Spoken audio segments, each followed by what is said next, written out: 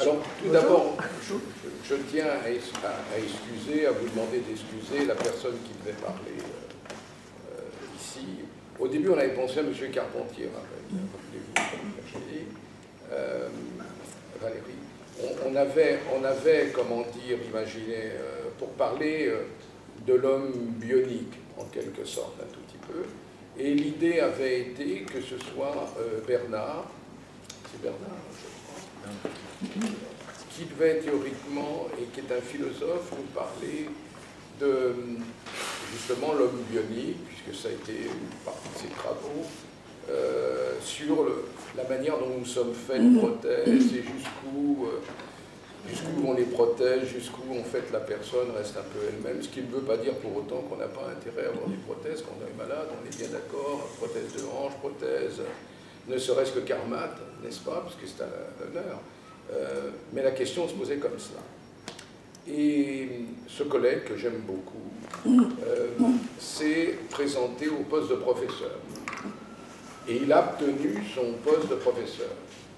Et il avait aujourd'hui une manifestation où il devait être pour remercier le jury qui l'avait nommé, et à Bordeaux, puisque le patron du jury est à Bordeaux, etc. Et donc, hier, il m'a expliqué qu'il ne pouvait pas faire autrement que d'aller, puisqu'il maintenant il est nommé, c'est un de nos collègues, il est professeur à l'université Paris-Descartes, donc la nôtre, et il m'a dit, je ne viens pas. Alors, ça m'a mis dans une transe pas possible, et il a fallu voir comment... et c'est pour cette raison, comme j'ai la chance d'avoir un historien dans mon laboratoire qui travaille beaucoup sur la psychiatrie, j'ai pensé que c'était intéressant. Est-ce que tu n'as pas éventuellement un thème à nous proposer? Donc, c'est ainsi que je lui ai proposé. Il a accepté, puisque, en fait, il n'a rien à me refuser. J'ai cru que vous alliez dire j'avais rien à faire. Oui, moi j'ai cru ça. J'ai jamais dit qu'il n'avait rien à faire. Je dis qu'il n'a rien à me refuser. Et donc, dans ce cadre-là, comment dire, l'affaire s'est faite et grâce à Valérie Munoz, aussitôt on vous a dit le changement du thème. Et le soir même, pris d'un remords comme quoi, nous avons aussi des humeurs, des remords, de quoi nous faire pardonner de temps en temps. Le fameux philosophe m'a téléphoné en me disant j'ai annulé, j'ai dit que je vais et j'arrive. Alors autant vous dire que j'étais un peu gêné. Je lui ai dit non. J'ai dit non, maintenant il y a quelqu'un d'autre à la place. Bon, voilà. Donc, et c'est vrai que c'est sûrement à cause de cela qu'on est si peu nombreux, par le changement in extremis.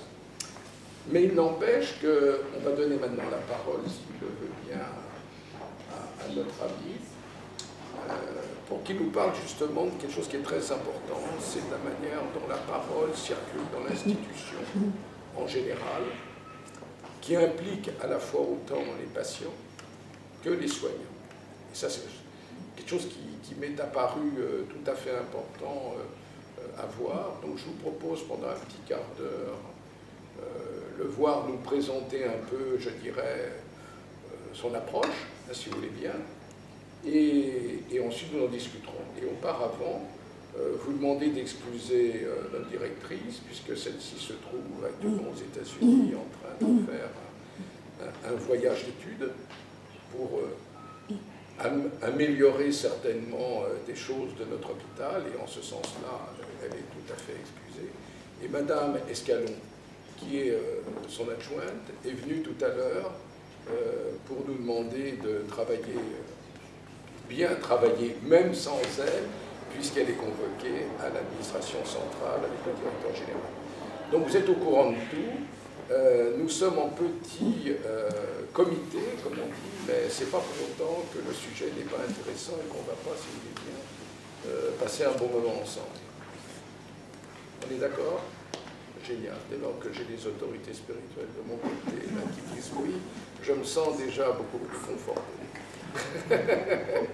Ils se mettent ensemble, là, vous avez remarqué. Oui, toujours. Toujours. Bien, vous avez la parole, mon cher ami. Présentez-vous mieux que je n'ai fait. Déjà, on ne va pas parler d'avenir. Alors, sans doute avec Bernard, on va peut-être parler du post-humain.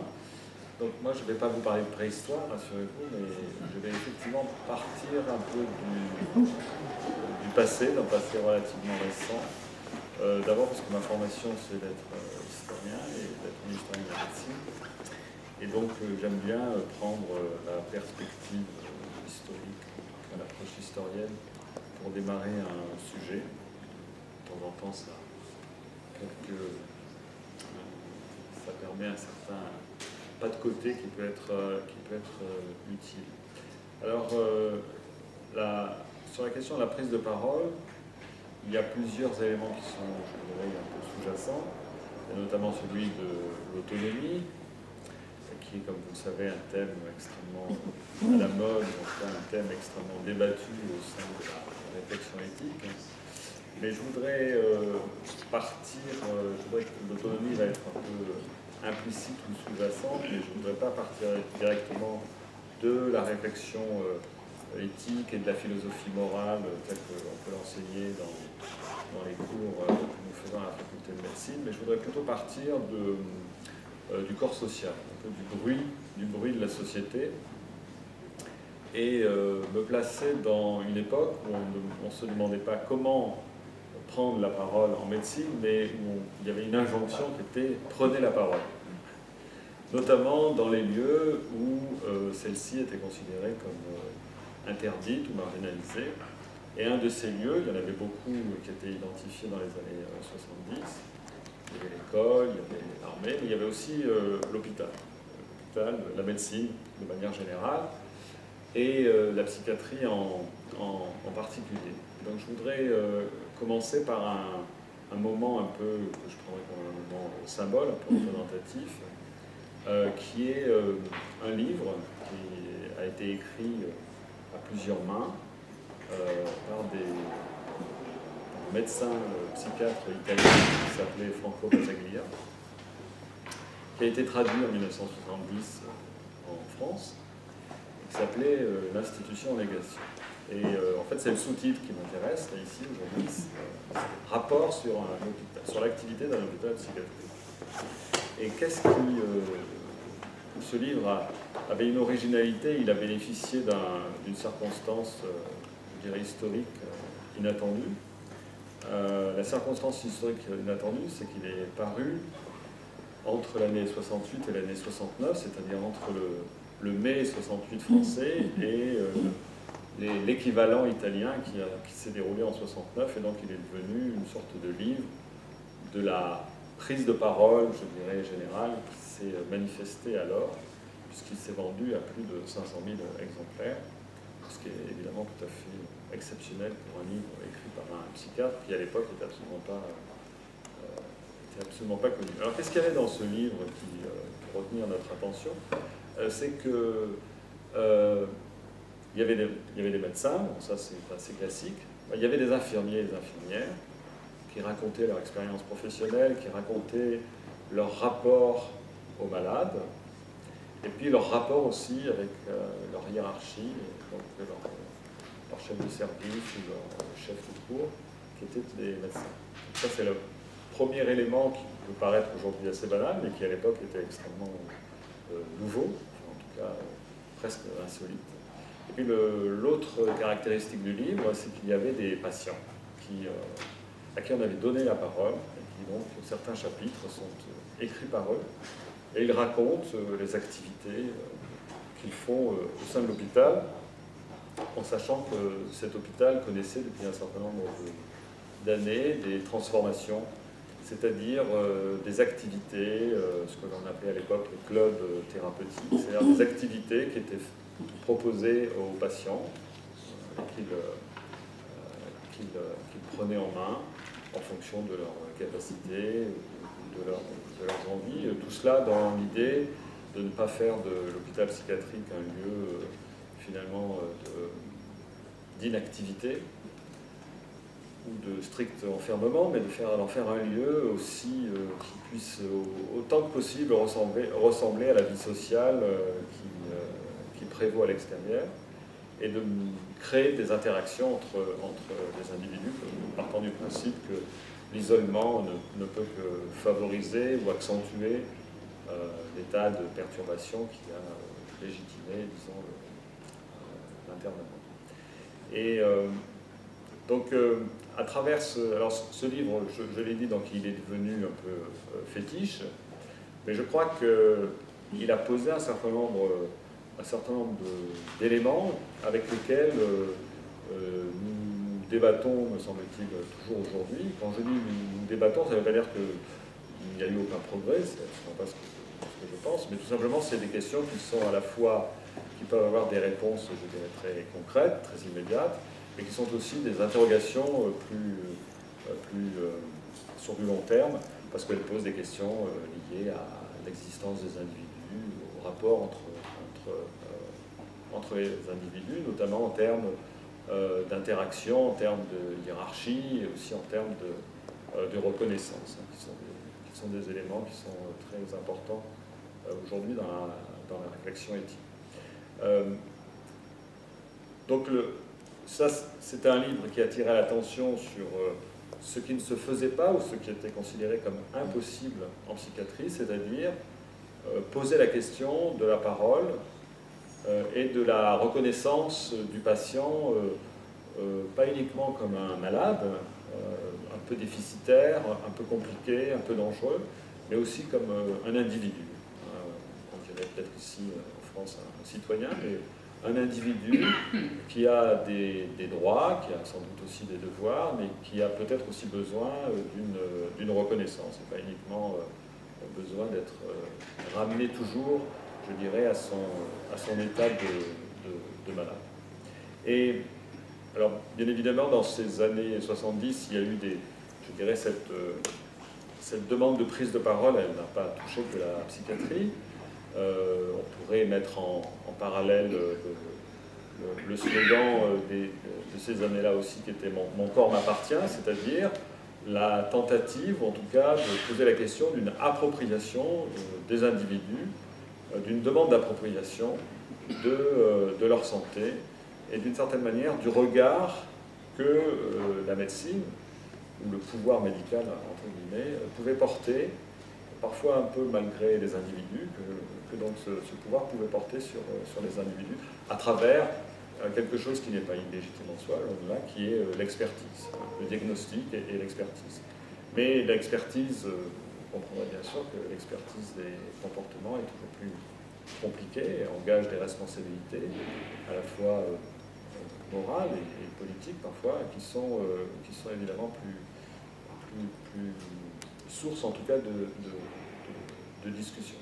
Alors la réponse, je dirais, collective, la réponse un peu de la société, ça a été de modifier les cadres légaux, les cadres juridiques dans lesquels se pratiquait une partie de cette activité médicale.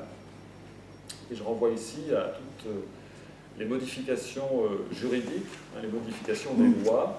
Je vous rappelle que pour la psychiatrie, il y a toujours des lois spécifiques dans la plupart des pays. Et donc, ces lois ont toutes des éléments sur la privation de liberté. La privation de liberté qui est enregistrée par un contrôle judiciaire ou qui est plus souvent enregistrée par un contrôle administratif. Et donc, ces modifications visaient justement à faire en sorte que cette privation de liberté soit la plus minime possible, ou en tout cas qu'elle soit mobilisée le moins souvent possible. C'est également une politique de déstigmatisation, notamment des malades et en particulier des malades mentaux. Je renvoie ici à une directive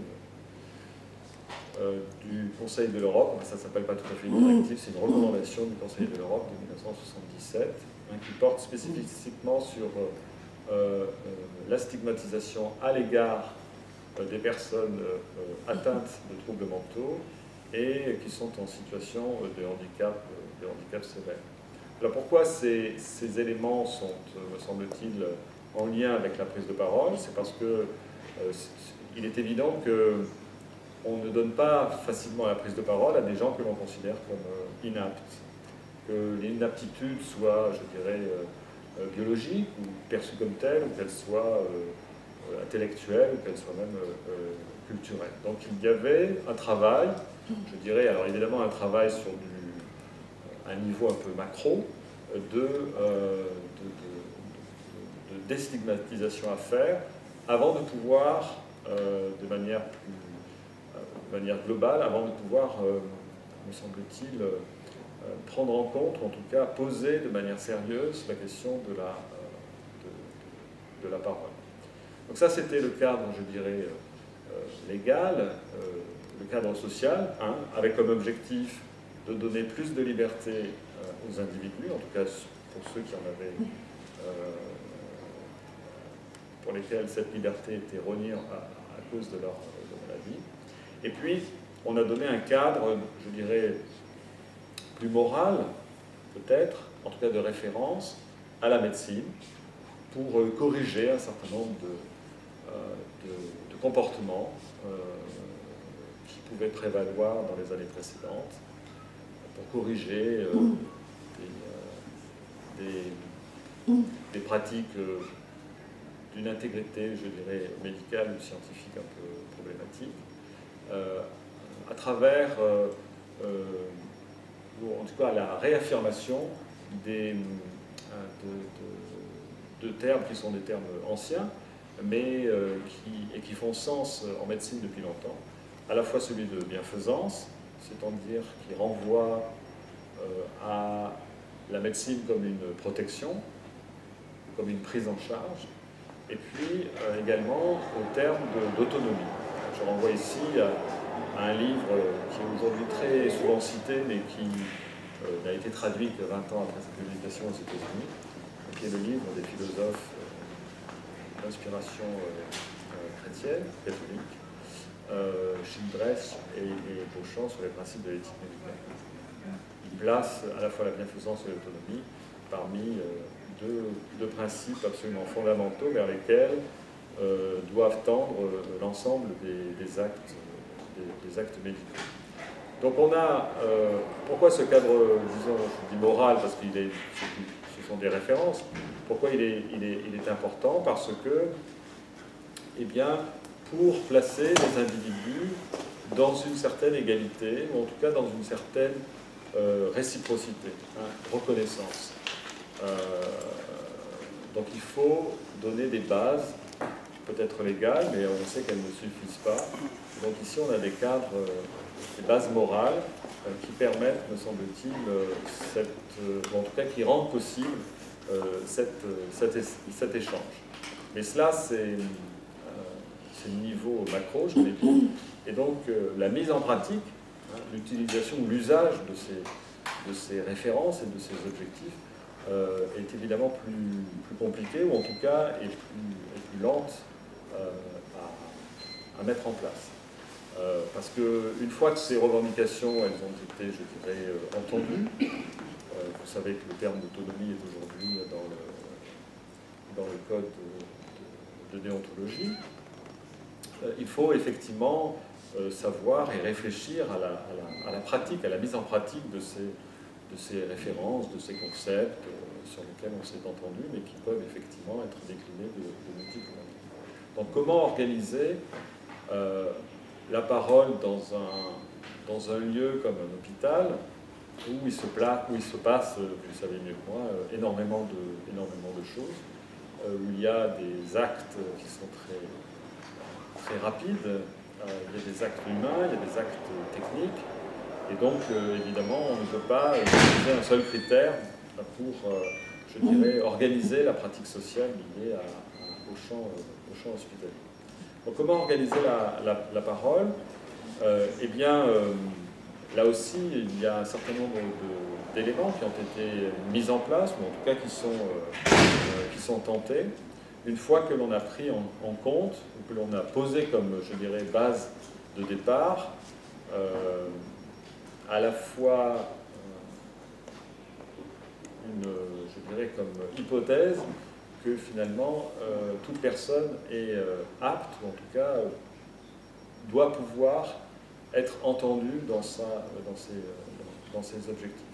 Et donc dans l'organisation de la parole, il y a un certain nombre un certain nombre de spécialistes de philosophie morale et d'éthique, y compris d'éthique médicale, ont, je dirais, mis en avant ce qu'on appelle l'éthique de la discussion, qui a un volet philosophique que je n'aborderai pas parce que ce n'est pas notre propos, mais qui a un volet également très concret, que nous enseignons d'ailleurs dans le laboratoire avec des étudiants qui sont à la fois des étudiants médecins et des étudiants infirmiers, et qui sont, je dirais, qui sont des bonnes manières de résoudre des conflits ou de résoudre des interrogations légitimes sur des actes complexes, donc de résoudre des questions qui se posent au personnel soignant. Mais cette éthique de la discussion, elle requiert un certain nombre là aussi, un certain nombre je dirais, de principes de départ, faute de quoi elle ne peut pas correctement fonctionner. Et un de ces principes de départ, c'est à la fois la réciprocité et une certaine égalité entre les individus. C'est-à-dire qu'il ne s'agit pas de jouer dans une sorte de rapport de force ou de reproduire celui qui sait par rapport à celui qui ne sait pas, parce qu'effectivement, c'est une manière plutôt inhibante de construire la prise de parole, alors que là, ce qui est recherché, c'est au contraire de diffuser la pratique de la parole. Et ce qui est intéressant, c'est que dans ceux qui aujourd'hui tentent de mettre en pratique, à travers des expériences, cette éthique de la discussion, eh bien, on retrouve un certain nombre des arguments que j'ai pu, pour ma part, sur lesquels j'ai pu travailler dans une toute autre direction, lorsque encore un psychiatre qui s'appelait Georges Daumaison, qui faisait des formations pour le personnel infirmier, parce qu'il considérait que le personnel infirmier dans une organisation hospitalière, notamment dans un hôpital psychiatrique, est fondamental. Eh bien, rappelez tout le temps que dans une équipe soignante, si les infirmiers ou si le personnel infirmier ne prend jamais la parole, soit parce qu'il n'ose pas, soit parce que ça ne lui est pas recommandé, eh bien l'équipe n'est pas soignante. Et je trouvais, on peut évidemment discuter cette idée, mais je trouvais cette idée très intéressante que de postuler que pour qu'il y ait une prise en compte des patients, il faut aussi qu'il y ait une prise en compte du personnel au sens des salariés. C'est-à-dire que la parole interne à une institution eh bien, est nécessaire pour que la parole entre l'interne et l'externe puisse être envisagée. Je crois que c'est une perspective, j'en fais pas une règle d'or, mais je crois que c'est une perspective qui est très importante.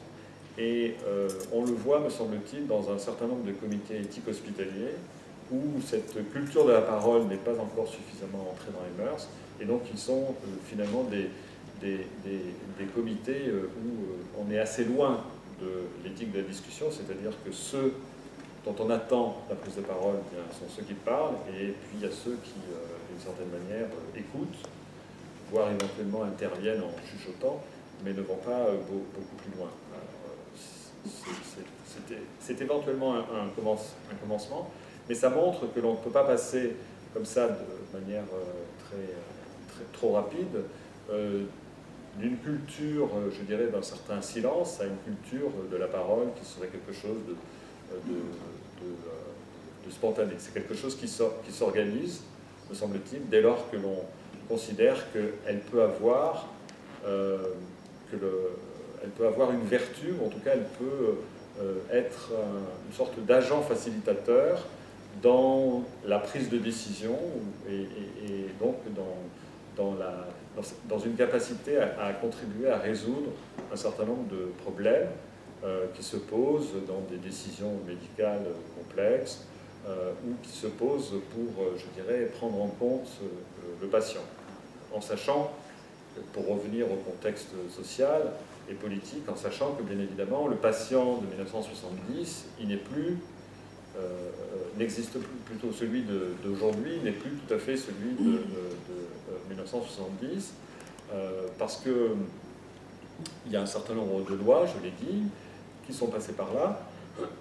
Il y a, pour sortir du champ de la psychiatrie, il y a la loi de 2002 sur les droits des patients, qui est sans doute une loi un peu symbole, mais qui en tout cas ouvre des perspectives, ou en tout cas ouvre des pratiques sociales nouvelles. Et puis l'autre élément, je dirais, structurant, c'est la présence d'associations qui, bien évidemment, sont devenues un acteur incontournable du champ des pratiques liées à la santé, ou bien évidemment qui défendent une politique de la parole, alors peut-être plus une politique de la parole de l'association qu'une politique de la parole du patient, c'est quelque chose que l'on peut discuter, mais en tout cas qui ont mis, je dirais, le patient au centre d'un dispositif, voire parfois d'un rapport de force. Autant, je l'ai dit en introduction, dans les années 70, c'est cette injonction à prendre la parole qui est un peu le fer de lance. Dans les années, je dirais, plus tardives, de la fin du XXe et du début XXIe, je crois que l'injonction, en tout cas l'objectif, c'est de construire un patient expert.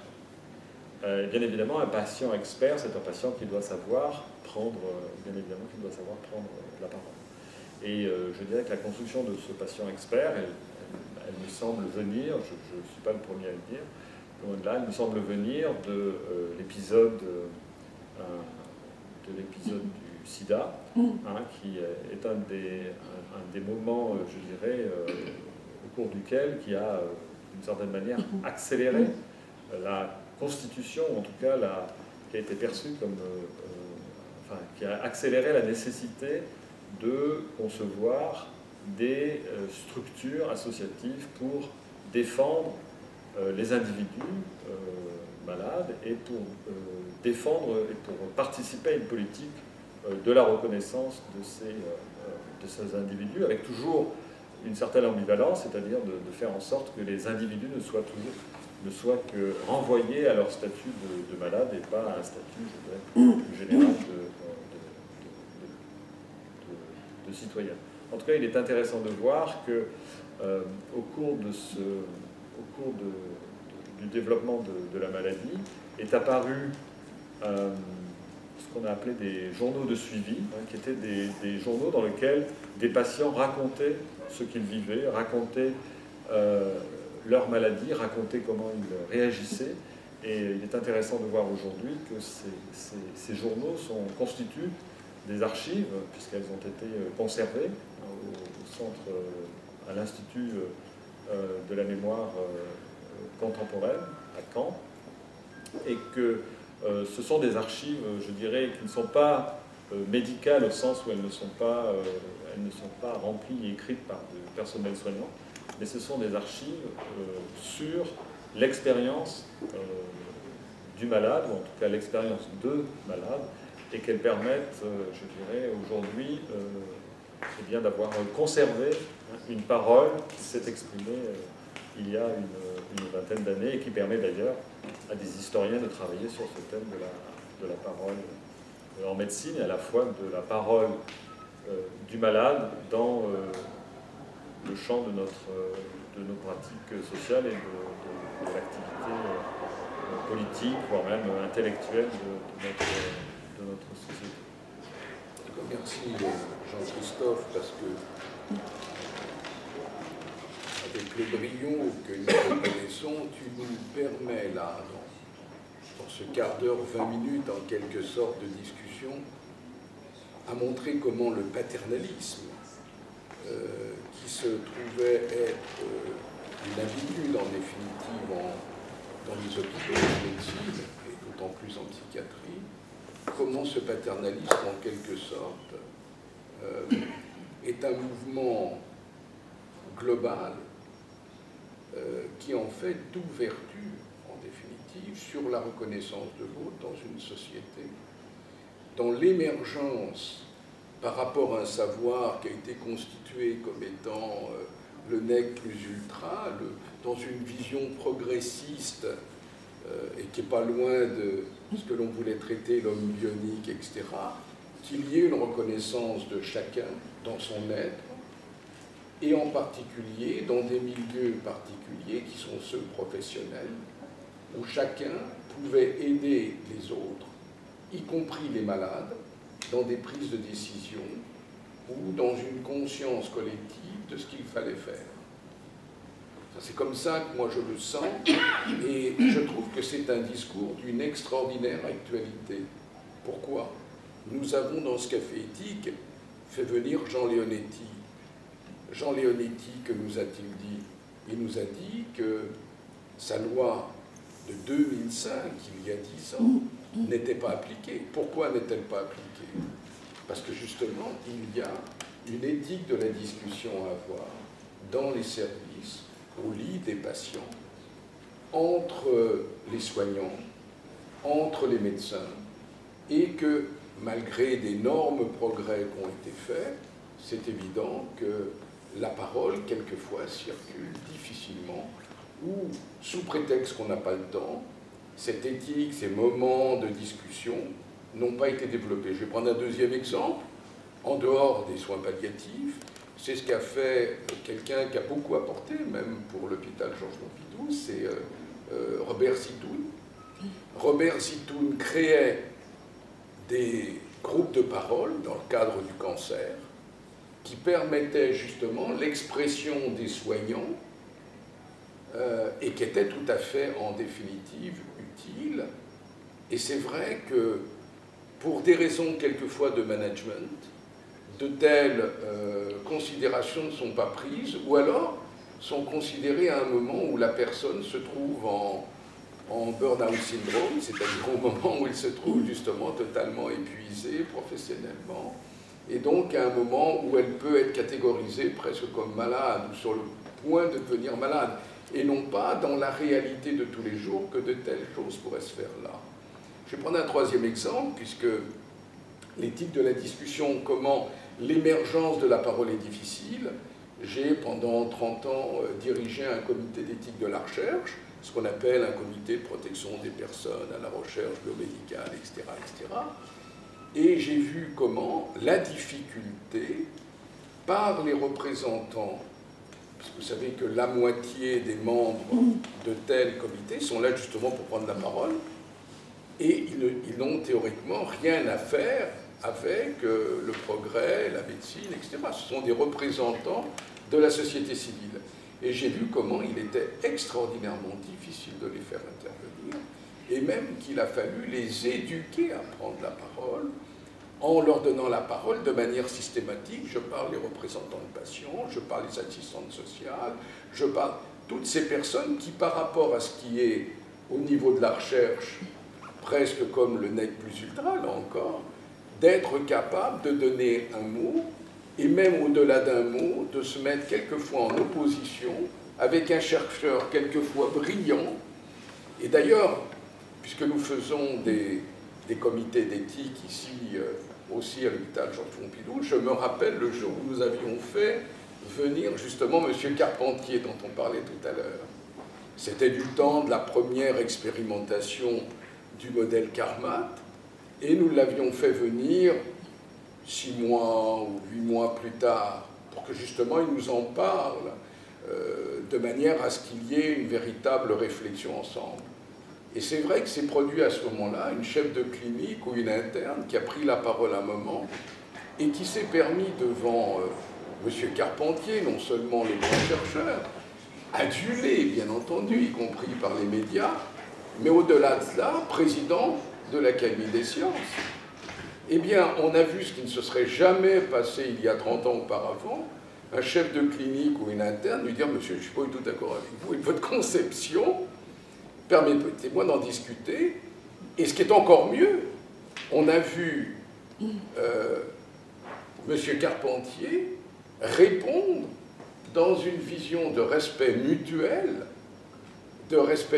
donc de sollicitude, expliquant, faisant comprendre en définitive qu'il entendait bien la critique, des choses comme ça qu'il y a 30 ans auraient été difficilement imaginables, puisque, bien entendu, à cette époque-là, pour parler des patrons, le patron avait non seulement droit de vie et de mort sur tous ses assistants, mais en plus, il y avait des dévalorisations de certains métiers, dont celui de soignant. Et là, c'est vrai qu'au bout de 30, nous avons parmi nous justement des collègues qui se sont battus, et c'est évident qu'il y a eu des gains fort importants. Mais quand je dis que c'est d'actualité, c'est qu'actuellement faire émerger la parole est très dur, puisque regardez aujourd'hui, c'est vrai que c'est les vacances, nous le savions à l'avance, mais faire émerger la parole, encore faut-il que les personnes viennent pour, et venir pour donner sa parole, c'est aussi quelque part avoir un travail qui est un travail citoyen. Je reprends le mot citoyen, c'est une responsabilité pour faire avancer, je dirais au maximum, des processus collectifs. Et ça, je crois que nous avons à y réfléchir bien, c'est-à-dire que même si on a fait énormément d'avancées, parce que c'est cela, on a eu là comment s'est déconstruit le paternalisme, mais il ne faudrait pas qu'il se remplace par de l'inertie. C'est-à-dire des médecins qui ne viennent pas, parce qu'ils ont tout le temps une excuse, vous comprenez, ils sont tellement pris, pourquoi viendraient-ils? Ou on aurait, je ne sais pas, des patients qui ne penseraient pas qu'ils pourraient entendre des paroles aussi, je pense que ce qu'a dit notre ami Jean-Christophe était très clair, c'était audible, je pense que tout le monde peut l'entendre, y compris des patients. Donc nous avons un véritable travail dans une action vis-à-vis justement à ce que cette parole circule au niveau même d'une simple institution, et c'est tout l'intérêt, je le souligne souvent, que notre direction la promeuve, parce que c'est assez rare aussi des endroits qui ne pourraient pas la promouvoir, parce que nous avons un nombre de comités d'éthique assez important et de recherche dans cet hôpital, en fonction de comités ad hoc, en fonction de recherches particulières dans le cancer, pour prendre cet exemple, avec ce qu'on appelle le programme CARPEM-CIRIC, j'en fais partie, donc je peux en témoigner, mais aussi dans un comité d'éthique et un comité d'éthique de la recherche. Ceci n'existe pas dans tous les hôpitaux, il faut le savoir, donc il faut tout à fait le promouvoir. Mais la parole doit aussi émerger, je dirais, de toutes les personnes qui sont acteurs. J'ai entendu un mot qui est énormément débat, qui est patient-expert. Actuellement, il y a une énorme discussion avec les associations de diabétiques, pour prendre cet exemple, de patients diabétiques, justement sur le niveau d'expertise que le patient lui-même peut amener dans des prises en charge, en particulier, même l'éducation thérapeutique qui se développe particulièrement en ce moment. Je ne voudrais pas non plus éteindre vos questions, mais pour vous montrer combien c'est d'actualité en définitive, ceci, et comment ce discours m'apparaît utile dans l'obligation, je dirais, d'animer, c'est-à-dire de donner de l'âme en définitive, donc de la parole, aller rechercher une parole qui a été perdue depuis longtemps par des structures qui ne la donnaient pas obligatoirement, par des mentalités qui ne la prenaient pas et qui doivent désormais la prendre. Alors maintenant, vous allez me montrer que tout ce que j'ai dit en définitive n'est pas vrai, puisque vous allez prendre votre parole très rapidement et poser des questions, bien entendu, à Jean-Christophe. En tout cas, merci. Vous avez dit qu'un jour, je m'arrêterai de parler. Hein. Allez, c'est votre tour, parce que vous avez devant vous un chercheur d'histoire qui montre d'autant plus comment, en définitive, son sujet nous interpelle, en quelque sorte, et même au niveau citoyen, donc je pense que c'est important. Evelyne, vous êtes désignée comme la première personne à poser une question. En liberté. On parlait des soignants, Evelyne. Il y a eu quand même beaucoup d'éléments sur cette éthique de la discussion. Non, ce qui me venait en écho là, avant de parler peut-être aussi de ce qu'on fait en local, mais plutôt, vous avez repointé ce que Jean Leonetti nous disait la dernière fois, en écho à ce que vous me disiez, il y a eu plusieurs remarques qui n'ont pas fait débat, du coup, puisque le temps était compté, c'était sur l'aspect de la décision collégiale. Et qu'est-ce qu'on mettait derrière ces mots-là? Donc il y a entre autres une des soignantes d'un autre site qui a questionné sur ce sujet-là, c'est-à-dire dans nos organisations parfois un peu complexes, on sait qu'il y a une décision finale et qu'il y a un acteur qui la prend. Mais pour autant, pour arriver à cette décision finale, il a besoin aussi d'éclairage, et ces éclairages-là, ils viennent des patients, des familles, des autres professionnels, mais à condition qu'on partage cette conviction-là. C'est plus ça, en fait, qu'on a un peu plus de mal à discuter, avec parfois aussi des mots qui sont un petit peu, qui sont pas forcément compris de la même manière. Quand on parle de discipline, quand on parle d'interdisciplinarité, dans nos différents métiers, on n'y met pas la même chose. On peut y mettre plusieurs disciplines médicales, on peut y mettre plusieurs disciplines professionnelles, et du coup, voilà, dans la collégialité, j'ai beaucoup entendu ça. Enfin, ça fait au moins 3 ou 4 cafés éthiques, ceux d'entre vous qui viennent régulièrement, où on tourne autour quand même du poids des mots et la possibilité de poser la parole, notamment dans un milieu un peu technique ou technicisé, qui fait que de temps en temps on a un petit peu du mal à oser le dire ou à se dire finalement est-ce que c'est si important que ça. Mais pour autant, là c'est là où je vous rejoins monsieur, c'est ce qui encombre et qui fait que l'équipe parfois peut se scléroser, ne plus voir ou mettre à distance ce qui fait tampon, ce qui fait angoisse, ce qui est difficile à supporter. Et c'est là où effectivement il y a de la maltraitance ou de l'indifférence. Oui, alors, je peux répondre à tu as même le droit de répondre dans les cafés éthiques. Tu as cette chance énorme puisque nous acceptons tout le monde, la parole de chacun, y compris celle de l'orateur.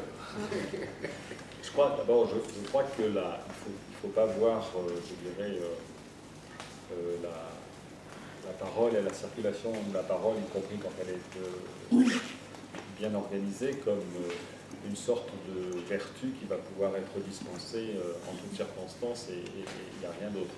Bien évidemment, en contexte de conflit, en contexte de crise qui peuvent être externes à l'institution, mais que l'institution réceptionne et peut aussi accentuer, ça n'est bien évidemment pas, suffisant. Et je crois que au-delà de cela, les mots veulent aussi... les mots, ils sont aussi des programmes, si vous voulez. Et donc, il ne faut pas les prendre pour... il faut les prendre pour argent comptant, parce on peut imaginer qu'ils ont été... sont employés avec sérieux, avec une volonté, mais la mise en application ne peut pas être, je dirais, immédiate, en tout cas ne peut pas donner, me semble-t-il, des résultats immédiats. Donc, le terme que j'ai employé volontairement, l'expression de patient expert, c'est une image, enfin, c'est un peu un symbole, c'est peut-être un objectif, un programme, mais bien évidemment, ce n'est pas quelque chose qui fonctionne du jour au lendemain. Et je crois de la même manière que la décision collégiale rejoint un petit peu aussi, me semble-t-il, cet élément-là. C'est-à-dire qu'il faut mesurer, si vous prenez, c'est pour ça que je dis au début que la perspective historique peut nous permettre cela, il faut mesurer ce que cette expression que nous employons, même si on l'emploie peut-être pas toujours correctement, mais ce que cette expression signifie comme changement par rapport à si elle avait été employée il y a une quarantaine d'années. D'abord, elle n'aurait jamais été employée par des médecins ou alors par quelques minoritaires militants qui l'auraient employée pour dire qu'il fallait l'atteindre et qu'on était très, très, très loin de ça. Et donc, bien évidemment, derrière, pourquoi l'expression est importante et intéressante? Parce qu'effectivement, elle pose un certain nombre des questions que vous avez identifiées, c'est-à-dire qu'elle interroge la question des disciplines ou la question je dirais, des spécialités ou des différents métiers, ce qui est effectivement, je suis d'accord avec vous, qui n'est pas tout à fait pareil. Je pense que ça peut être... je pense que discuter entre disciplines, au sens de savoir différents, c'est un peu de l'ouverture intellectuelle. Donc ça devrait être possible surtout dans le champ universitaire, même si ça n'est pas autant que ça devrait l'être. La rencontre des métiers, c'est aussi possible, et je crois qu'effectivement c'est un petit peu sur un autre plan, mais en tout cas, il est évident, et je terminais ce matin un article pour une revue sur la mise en place de cette politique fétiche, la politique de secteur, la sectorisation psychiatrique dans les années 70. Et c'est à partir d'un exemple de ce que deux médecins-chefs, grands humanistes s'il en est, qui sont partis en province faire de la sectorisation, comme on disait à l'époque, et qui, à peine 4 mois après avoir commencé cette sectorisation, ont provoqué une grève du personnel. Donc des autres métiers, pas du métier de psychiatre, mais du métier d'infirmier, du métier de surveillant, du métier de vaguemestre, etc. Parce que finalement, ils avaient des objectifs sans aucun doute légitimes, en tout cas du point de vue des patients qui étaient très légitimes, mais il y a eu une certaine maladresse dans l'introduction du changement. Donc on voit bien que ces nouvelles cultures, incarnées par des expressions, par des mots, elles sont importantes pour identifier, je dirais, des nouvelles pratiques sociales, des nouveaux dispositifs qui vont être, mais qui sont mis en pratique par des êtres humains, donc des individus qui peuvent être, qui sont imparfaits. Et donc il faut aussi s'intéresser aux mises en application, parce que bien évidemment c'est des expériences de ces mises en application qui, me semble-t-il, nous tirons de nouvelles expériences et qui nous font nous développer encore autrement. Après, il peut y avoir aussi derrière ces mots un cadre juridique qui, lui, est nécessairement, je dirais, plus précis, parfois plus tatillon, plus clivant, et que donc il faut aussi trouver non pas des éléments pour le contrôler, mais en tout cas des éléments pour en comprendre, oui, pour apprécier effectivement quel est le libre arbitre qui nous est effectivement encore permis. Mais si vous voulez, le fait même qu'il y ait, me semble-t-il, ces interrogations prouve les évolutions et les modifications, enfin les transformations qui ont lieu dans le champ de la santé. Alors, quand on parle de transformation, il y aura peut-être des gens pour dire que ça va trop vite et des gens qui vont dire que ça va pas assez vite. Moi, en tant qu'historien, je les identifie. Je ne considère pas savoir si elles sont bonnes ou mauvaises ou légitimes est un autre débat. Mais en tout cas, je crois que, quoi qu'on en pense, elles sont bien réelles et que c'est précisément... alors, bien évidemment, cette culture de la parole est plus visible à l'extérieur qu'à l'intérieur. Parce qu'à l'extérieur, elle est partie intégrante d'objectifs, de revendications politiques, de revendications sociales des individus ou des structures qui les représentent, que ce soit des associations ou des collectifs, etc. etc. Bien évidemment, à l'intérieur de l'hôpital, tout cela est beaucoup plus, je dirais, plus lent, plus compliqué à mettre en place parce qu'on est dans la mise en place. Donc, effectivement, je crois que, comme le disait Christian, organiser la parole, c'est aussi réfléchir à qui va la prendre et comment elle va être prise. Et ça, c'est effectivement, ça vient plus lentement, c'est plus compliqué.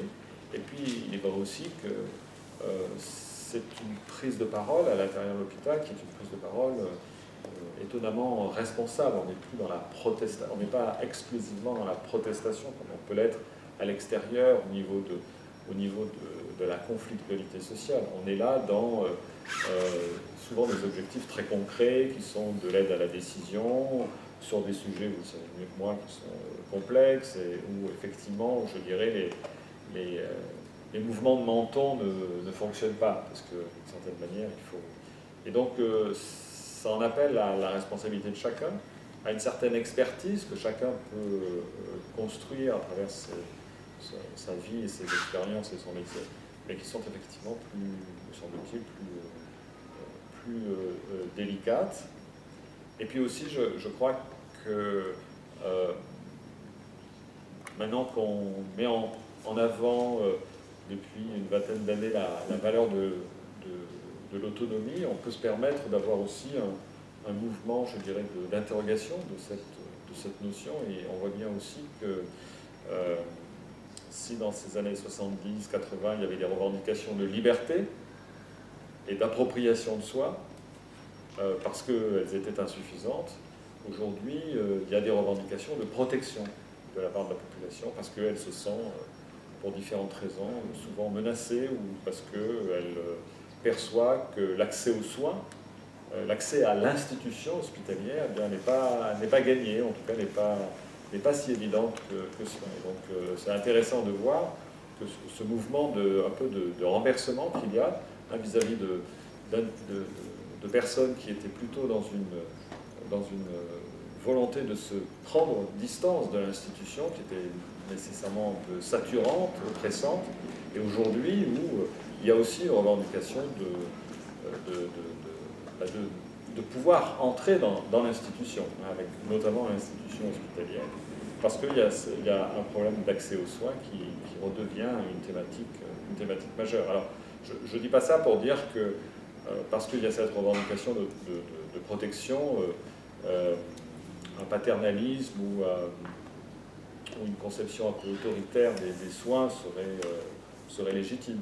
Mais en tout cas, on voit bien combien on doit être dans des articulations, dans une articulation entre autonomie et bienfaisance, et on est dans une articulation entre liberté et responsabilité, entre prise de parole et capacité à décider, parce qu'en même temps, on le voit bien dans la décision collégiale, à un moment donné, elle est là pour une aide à la décision, vous l'avez dit tout à l'heure, à la décision finale. Ça, c'est important, c'est-à-dire que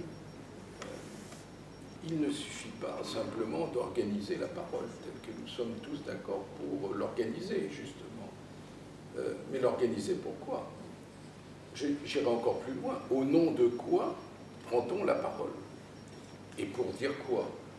Et ça pose le problème des savoirs, et ça pose le problème au-delà de cela, de ce que la personne recèle en elle de vérité pour pouvoir la communiquer aux autres et qu'elle puisse éventuellement se mêler aux autres pour aboutir à un consensus, voire une décision, voire un dissensus, et avec une explication, une argumentation. Donc le problème qui est posé là, souvent les comités, les cafés éthiques sont souvent des cafés philosophiques, on ne le fait jamais de cette manière-là, mais est-ce qu'on n'est pas là devant un problème qui est la recherche de la vérité et de la manière où chacun possède ou non cette vérité, donc une certaine vision, non pas des droits de l'homme, prendre la parole, puisque actuellement ils sont accordés. Le tout maintenant, c'est que chacun s'en saisisse. On en a parlé par rapport à l'organisation de la parole, dans les comités, en tant que patient, etc. Donc on n'est plus au niveau des droits de l'homme, on serait beaucoup plus dans une idée de vision que l'on a de l'homme et de ce que chacun peut apporter dans une collectivité, dans ce qu'on appelle un vivre ensemble. C'est-à-dire, est-ce que chacun a le même poids? Est-ce que, en fonction des endroits qui seraient l'hôpital ou ailleurs, les savoirs scientifiques viendraient annihiler tout ce que peuvent porter, et dans ce cas-là, on serait dans un paternalisme qui reviendrait. C'est le paternalisme qui est auparavant, c'est-à-dire où il y avait une réduction de l'accès à la vérité qui disait simplement c'est le savoir scientifique, le savoir médical, pour être clair. Et là, maintenant, il y a l'émergence. L'émergence, la vérité n'est pas simplement scientifique, elle n'est pas que véritable, et on le voit là encore avec la loi Leonetti, parce que je crois que c'est un bon exemple, c'est-à-dire qu'un patient est capable de dire à un moment de limiter ses soins. C'est-à-dire où même où on a encore la possibilité d'agir, médicalement, le patient peut dire « eh bien j'arrête ». C'est-à-dire pour moi, ce n'est plus tolérable, ce n'est plus dans mon projet de vie. Ce qui veut dire que le projet de vie devient quelquefois en contradiction avec le projet qui pourrait être médical. Et la loi Leonetti met le projet de vie avant le projet médical, c'est-à-dire avant cette réduction de la réalité qui serait que la quête de la vérité ne serait que par rapport à ceux qui savent, c'est-à-dire médicalement, vis-à-vis de personnes qui peuvent savoir ce qu'elles veulent dans leur vie propre, et donc dans ce que tu disais tout à l'heure, c'est l'accession à une certaine appropriation de notre vie. Ce qu'en 1968, les personnes ont demandé, qui n'était pas une liberté, qui était en fait une appropriation de leur corps. Ça a été le mouvement des femmes, ça a été ce qui a pu être critiqué par ailleurs par certains, mais qui a été un débat social particulièrement développé. Et donc, je me permets de dire, donc, il ne suffit pas d'organiser la parole. Pourquoi la parole se donne-t-elle? C'est parce que non seulement on estime, ceux qui écoutent estiment qu'il y a une parcelle de vérité dans tout être humain, et qu'ensuite il peut y avoir, par ces différentes paroles, et là c'est bien, un vivre ensemble qui en soit déduit, où à chaque fois, chaque parole serait en quelque sorte entendue et se fondrait en définitive dans une parole collective. Là on est au niveau de la métaphysique, comment passer de la multiplicité à l'unité, c'est la recherche de l'un. Je me tourne vers nos amis, bien entendu, car c'est la dimension métaphysique, voire religieuse, que les personnes peuvent avoir. Donc, je crois qu'au-delà de l'organisation de la parole, imaginez des comités ou des, comment dire, où les gens prendraient la parole pour faire qu'il y ait de la parole, ça n'aurait aucun intérêt. Comment cette parole est substance et permet d'amener la vie, en définitive, la vie dans ce que nous faisons, dans nos actions, y compris les actions collectives d'un hôpital. Evelyne.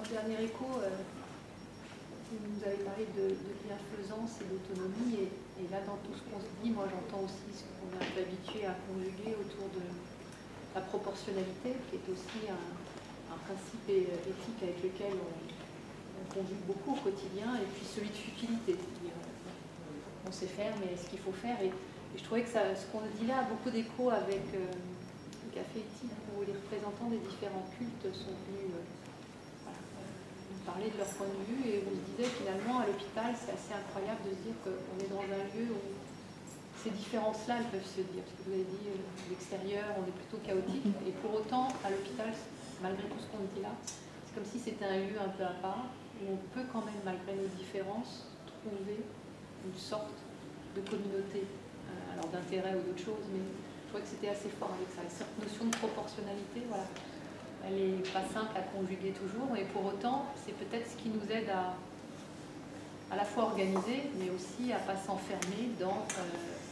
la bienfaisance toute seule et l'autonomie toute seule. Je m'explique, à un moment donné, ça peut être la théorie du chaos. Je ne sais pas si j'explique bien, mais si vous voulez, je crois que voilà, il y a bien quelque chose qui doit être. Le lieu hôpital, il est institution, on sait, il est univers. Donc, si on dit il est univers, c'est déjà plus, ça peut être plus neutre, si vous voulez. Et je crois qu'il est, en tout cas qu'on est encore capable d'y voir, en tout cas de lui conférer des valeurs qui font sens à la grande majorité des personnes qui le fréquentent, que ces personnes soient des soignants, soit des patients, soit on les appelle usagers. Enfin. Et donc je crois que c'est ce qui rend parfois plus simple, j'allais dire, la vie sociale qui s'y passe par rapport à un extérieur. Bon. Mais je ne crois pas beaucoup à l'idée de sanctuaire, ça ne me paraît pas, mais disons que les individus qui se trouvent dans un hôpital sont mobilisés par un certain nombre d'objectifs par un certain nombre de décisions à prendre qui sont suffisamment occupantes pour que la mobilisation se fasse sur ces aspects-là et pas nécessairement sur autre chose. Alors, une fois qu'on a dit ça, on sait bien qu'il y a aussi des conflits, il y a des crises, il y a des grèves, bon, il y a aussi donc, la vie extérieure, la vie sociale, elle est aussi là. Mais moi, je prends souvent les exemples dans la psychiatrie, parce que c'est souvent ceux-là que je connais, mais c'est aussi parce que je trouve que, comme c'est une spécialité qui est compliquée, qui a une histoire un peu particulière, souvent les psychiatres posent des questions que d'autres médecins vont poser 20 ans ou 10 ans plus tard. Alors, que ce soit sur l'organisation, que ce soit sur la rencontre avec le patient, sur la question de la proportionnalité qui se pose aussi en psychiatrie, la question de l'échec, etc. Qu'est-ce que veut dire guérir, etc. etc.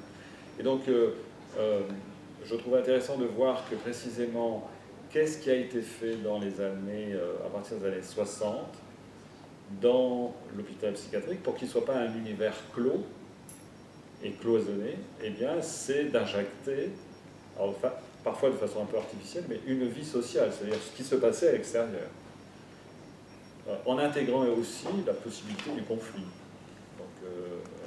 Donc de ne pas mettre à l'abri, de ce point de vue-là, les individus, pourtant parfois fragilisés pour tout un ensemble de raisons, de ne pas les mettre totalement à l'abri d'expériences, tout simplement parce que expérience humaine. Et donc ça, je crois que c'est important parce que ça peut, en tout cas, nous montrer que la tentative de vouloir créer un monde clos n'est pas nécessairement un objectif qui est peut-être toujours pertinent ou toujours adapté.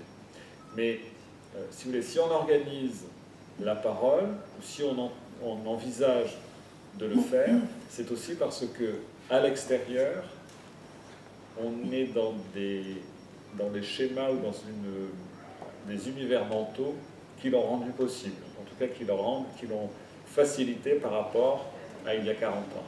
C'est-à-dire que quand on parle à l'extérieur, ou quand on met les termes d'inclusion dans des directives, dans des lois, bien sûr, on peut toujours dire que cette inclusion n'a pas encore eu lieu pour tel et tel groupe de la population, etc., etc. Mais en tout cas, c'est un objectif. Et ça crée, me semble-t-il, une valeur commune. Alors, qui met du temps, qui n'est jamais aussi commune qu'on pourrait le souhaiter, mais qui en tout cas est prise en compte, et notamment est prise en compte dans des univers, me semble-t-il, comme un hôpital. Parce que il y a des termes, des objectifs qui résonnent plus, me semble-t-il, que dans d'autres endroits. Et il y a des processus de stigmatisation, vous pouvez en avoir dans la rue, vous pouvez en avoir dans des transports, etc. Mais si vous les avez à l'hôpital, eh bien, ils vont peut-être choquer plus. L'acte en lui-même est un peu le même, mais c'est le lieu qui en modifie quelque peu, je dirais, son caractère, sa dimension morale, et la réaction sera plus forte. Donc ça montre, me semble-t-il, que l'on prête, que l'on attache des valeurs particulières à un lieu qui est un lieu de restauration de la santé, qui est un lieu d'accompagnement, un lieu d'écoute, un lieu de prise en charge, parfois technique, parfois moins technique, parce que plus lié à la parole, etc. D'une certaine manière, l'organisation de la parole pour résoudre des conflits ou des décisions complexes, c'est quelque chose qui s'est mis en place récemment, mais la question de la parole comme instrument, ou comme en tout cas facilitateur d'une certaine guérison ou d'un certain rétablissement, c'est quelque chose de très ancien.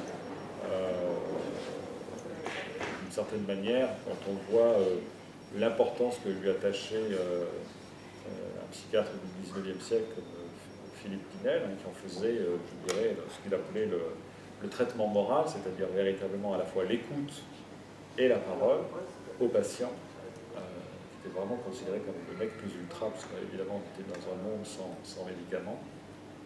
On voit bien que la parole a aussi une vertu thérapeutique, ou en tout cas c'est quelque chose que l'on peut lui donner comme incarnation. Je pense qu'il y a aussi une question si on organise la parole et si on donne la parole, il faut que cette parole soit écoutée d'abord, prise au sérieux,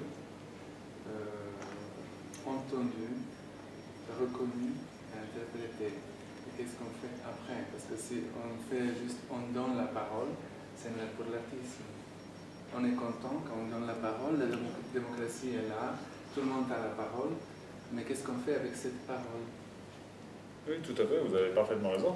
Mais c'est des systèmes, c'est pas nécessairement des systèmes moins complexes. Un système assez clos et assez autoritaire, ça fonctionne pas nécessairement, ça donne pas nécessairement des choses très agréables, mais ça a le mérite d'une certaine simplicité. Et là, effectivement, je suis tout à fait d'accord que ce sont des objectifs qui sont très ambitieux. Et si, d'une certaine manière, ils sont un peu désincarnés, ça va effectivement, on va s'en apercevoir très vite, parce qu'effectivement, on va aboutir aux impasses que vous évoquez. Ça, je suis tout à fait d'accord avec vous. C'est pour ça tout à l'heure que je disais que la circulation, la prise de parole chez les professionnels est importante, comme elle est importante pour les usagers. C'est-à-dire qu'on ne peut effectivement pas imaginer un système où d'un côté on aurait des individus qui ne peuvent pas prendre la parole, et de l'autre côté, un peu plus loin dans l'espace, des individus qui organiseraient aimablement cette parole. Ça, effectivement, c'est quelque chose qui ne fonctionne pas. C'est là toute la difficulté. Voilà. Je pense que justement, pour réaliser toute cette donner la parole et tout ça, on crée le droit des usagers, les représentants des usagers, l'association qui prend la parole au nom des gens qui n'ont pas la parole. Tout ça, c'est très beau, mais trop beau pour être vrai. C'est-à-dire, est-ce que cette parole-là, la critique ou l'éloge, n'importe, la parole tout simplement, est entendue comme la parole de quelqu'un dans le respect de son être d'abord, qui a la parole. Et qu'est-ce qu'on fait avec cette parole? Par exemple, nous ne sommes pas si nombreux, mais s'il y a la parole que le café éthique était comme ça, médiocre, je ne sais pas quoi, qu'est-ce qu'on fait avec cette parole? Est-ce qu'on en entend? Est-ce qu'on oublie? Est-ce qu'on l'ignore? Est-ce qu'on fait la réflexion? Est-ce que ça met en question? Est-ce qu'on fait une recherche pour changer les choses? Voilà. Et je pense que la prise de la parole et l'écoute, c'est dans le microcosme qui est une famille ou n'importe quelle communauté, comme l'hôpital ou la ville, l'État, la nation, l'univers. Alors, parce que sinon, c'est une c'est ce que j'avais dit tout à l'heure, enfin ce que j'ai tenté de dire sur quel est le sens de la prise de parole. Et par non seulement de ceux qui écoutent, mais ceux qui parlent. Mais moi, je répondrai sur deux éléments à ce que vous êtes en train de dire. Premièrement, la parole est très utile puisqu'elle est thérapeutique. Certes, Pinel le disait, mais encore dans un de nos derniers cafés éthiques, nous avions Laurent Pujol. C'est pas Laurent, Nicolas Pujol, qui nous montrait comment, et les publications étaient en rapport, de montrer comment dire des soins spirituels, c'est comme ça que ça se passe au Canada, permettaient d'améliorer en définitive les pronostics des malades cancéreux. Donc ça, c'est une première chose, comme quoi la parole, quelquefois, et c'est pas non plus n'importe quel cas, elle peut être libératrice, elle peut être sur beaucoup de choses, autant personnelles, mais elle peut être aussi thérapeutique dans des phénomènes annexes, d'anxiété, de tout ce qu'on veut, etc. Premièrement, donc un aspect thérapeutique. Deuxièmement, je reviens moi sur ce que j'ai dit tout à l'heure, c'est le vivre ensemble.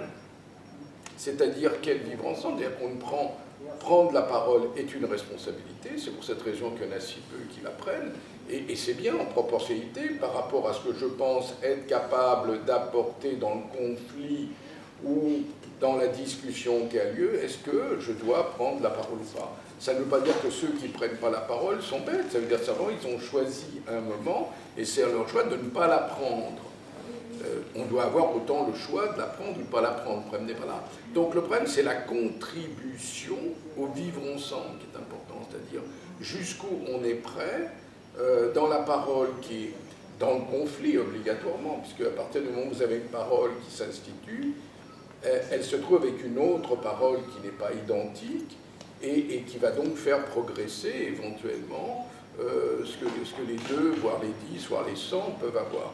Et c'est ce qui se passe lorsqu'il y a en plus des savoirs un médecin, un soignant, un patient. C'est évident que là on se retrouve. Et se pose à ce moment-là, qu'est-ce qu'on privilégie? Est-ce qu'on privilégie l'idée que la science, comme mythe, étant vraiment ce qui va nous sauver? Le mot sauver, je ne l'emploie pas pour rien, presque de salut, bon. Et il y en a plein qui le voient. Nous sortons d'un XXe siècle où la vision progressiste des personnes, voire positiviste, est majeure, n'ayons pas peur de le dire. Ou est-ce qu'on y voit au contraire comme une vision très humaine, comme on disait tout à l'heure, de eh bien chacun assume sa vie et à un moment peut être amené jusqu'à dire non dans une discussion par rapport à quelqu'un qui aurait un savoir et qui l'opposerait. Parce que c'est ça l'émergence dans l'hôpital en particulier. Et il y a un vivre ensemble, comment, alors c'est là où, comment se libère la parole, comment elle se respecte, comment elle s'entend, et c'est peut-être ça en définitive que le café éthique mérite justement de mettre de souligner, je dirais en quelque sorte. Une dernière intervention, allons-y. Sinon, on va se faire attraper. Quelque chose qu'on aborde sans le dire trop non plus, c'est cette notion de contexte. La parole, elle est toujours dans un quelque chose. Donc, on a aussi parfois le sentiment que cette habitude un peu d'immédiateté et de réponse tout de suite à quelque chose vient finalement ou l'emballer, la parole, ou l'empêcher. Peut-être aussi, il y a quelque chose là à regarder. Si un contexte n'est pas favorable à la poser, la parole, voilà. Il y a d'autres contextes où c'est possible. Et j'ai plutôt le sentiment que ce qu'on arrive à organiser dans nos organisations complexes, c'est des lieux différents où on peut poser les choses. Pour autant, si on veut, comme tu dis, Denis, que ça serve à quelque chose à un moment donné, c'est bien que ça soit remis dans le contexte où c'est extrait. C'est là où il y a responsabilité. Voilà. Il y a quelque chose là dans... La parole n'est pas neutre. Et puis, on n'est pas obligé de le traiter tout de suite. Oui, c'est pour ça que ça vient tout non. C'est pour ça que je crois que le contexte social, intellectuel, moral est important. C'est-à-dire que cette parole est... Parce que soit on est dans du coaching, si vous voulez, la parole est aussi, mais c'est autre chose, hein, évidemment. Moi, je n'ai jamais voulu faire référence à cela. Non pas parce que je trouve ça, mais c'est autre chose. Moi, je crois que ce qui est important, mais ça c'est le dispositif d'ensemble, bien évidemment ensuite c'est ce qu'en font les êtres humains qui va devenir intéressant, mais il faut qu'il y ait un dispositif d'ensemble qui donne à la parole une reconnaissance sociale. C'est-à-dire qu'il est évident que la parole ne va pas aboutir, qu'elle va peut-être, bon, c'est un peu dommage, c'est un peu paradoxal, mais elle peut effectivement aboutir peut-être à des frustrations qui n'auraient pas été ressenties dans un système très, très hiérarchique et vertical. Mais comme le dit Habermas, hein, dans une éthique de la discussion, vous ne prenez pas la parole pour uniquement ou exclusivement convaincre, hein, et pour être dans une sorte de rapport de force, aussi admirable soit-il, mais pour aussi exister, et surtout pour que l'autre vous entende. Bon, d'accord, on peut dire, oui, tout ça est très théorique, etc., mais je crois que ça ne l'est pas complètement. En tout cas, il y a un processus psychologique, on peut l'interpréter à travers la psychologie, mais je crois aussi que cette dimension a une dimension, je dirais, enfin, un écho à la fois social et moral qui est très fort et qui participe de la reconnaissance des individus. Et d'une certaine manière, comme vous avez reconnu, il y a déjà peut-être moins de paroles à exprimer, parce que d'une certaine manière, vous avez déjà plus la demande de reconnaissance à exprimer verbalement, je dirais. En conclusion, pour terminer, je vais prendre la thèse totalement inverse. Si nous prenons le comité qui se trouve là, il y a 2 personnes qui ont pris la parole. Donc les autres n'existeraient pas. C'est pas vrai. C'est-à-dire qu'on a une possibilité, mais oui, c'est qu'on a une possibilité de ne pas prendre la parole. C'est justement, je pense que de la même manière qu'on a le droit de refuser, on a le droit de... Je pense qu'on a cette possibilité. Et l'existence n'est peut-être pas simplement dans le langage, parce que les linguistes sont les premiers à nous dire ce qui est important, c'est les comportements. Et quand je vois les comportements et le silence de tout le monde qui s'est retrouvé là, par rapport à ce qui peut être par les uns et par les autres amené, j'estime qu'il y a eu un vivre ensemble particulièrement intense. Je pense qu'on a tous travaillé, excusez-moi, c'est des compliments, on a tous travaillé par rapport, comment dire, à ce sujet qui est celui de la parole et qui le donne d'autant plus complexe, c'est que la parole doit peut-être être faite à parcimonie. Et il ne faut peut-être pas parler, sinon c'est une palilalie, c'est tout ce que l'on veut. Est-ce que nous ne devons pas justement être, en tant que soignants, médecins, etc., à partir du moment où la présence est, et que nos corps parlent autant, sinon plus, en fait, choralement, il faut bien se rendre compte, est-ce que c'est pas comme ça que s'atteignent au lit du patient, dans des comités, des décisions qui sont quelquefois, qui dépassent, comment dire, une facilité qu'on aimerait bien. Et c'est peut-être pour cela, d'ailleurs, que ces comités sont faits, parce que se passe quelque chose dans le comité qui fait que plein de gens n'étaient pas d'accord, et qu'en fait on est arrivé à une situation et les gens sortent alors qu'ils ne sont pas d'accord entre eux, ils sont bien. Il y a que quelque part on a peut-être été éventuellement un peu plus loin. Est-ce que c'est pas éventuellement cela la parole? Et il y a de la libération. Il y a de la libération et en même temps une reprise. Moi je serais assez pour les contraires.